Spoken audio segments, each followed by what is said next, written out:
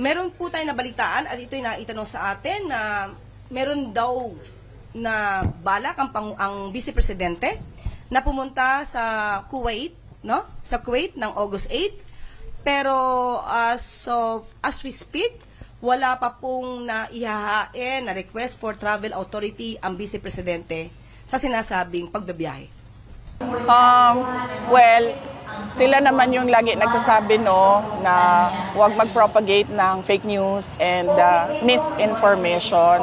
And there's no truth at all nga niadto ko og Kuwait without a travel authority.